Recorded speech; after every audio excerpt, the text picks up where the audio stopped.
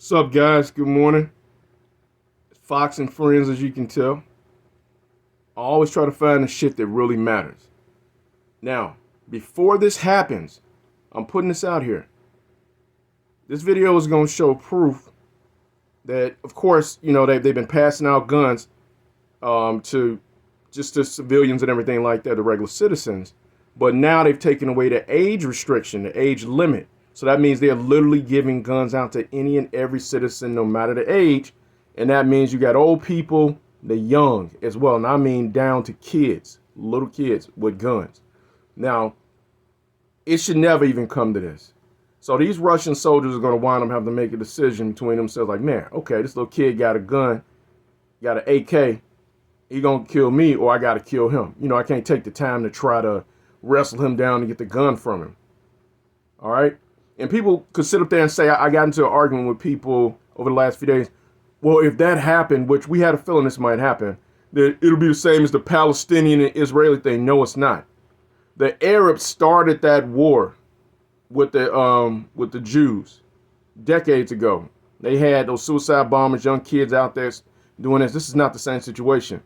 These kids did nothing to these Russian soldiers. This is on us and Europe. We should have done something about this. Now let me go ahead and get into the video. I'm at a minute 30. Here we go. Certainly heavy fighting for those airstrips as they are key items for the Russians if they're going to fly in forces. And while that sounds like a neat plan by the Russians, keep in mind 18,000 civilians now with rifles and Ukrainian forces as well doing everything they can to interrupt that and perhaps fight to the death. So we might see an encirclement, we might see a lengthy siege, but we could see house-to-house fighting. We could see urban combat here as Russia does try to move in to conduct a regime change. It might not be as smooth as the Russian plan intends. Well, and Steve, what's interesting about that, you said there's no age limit. So you could have young children with rifles going up against these trained Russian soldiers. It's desperation, and something in me says there's something wrong about it. They've also made Molotov cocktails legal.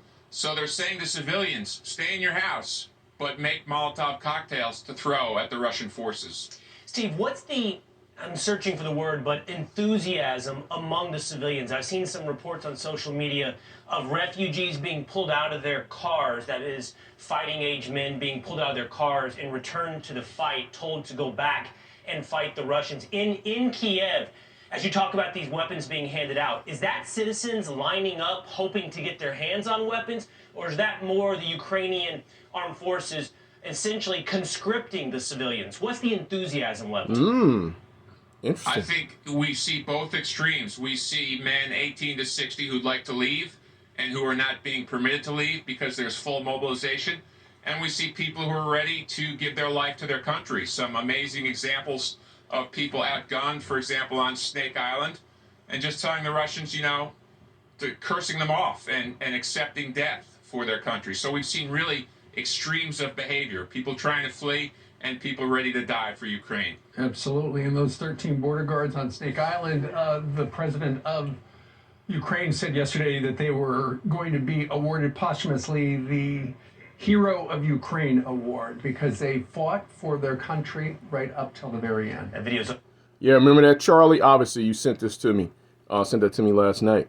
But it shouldn't even be like this. I'm telling you. These kids and these people should not have to come back and fight to the death and everything. And, man, Europe and NATO, which is us, well, we all NATO, we failed these people, man.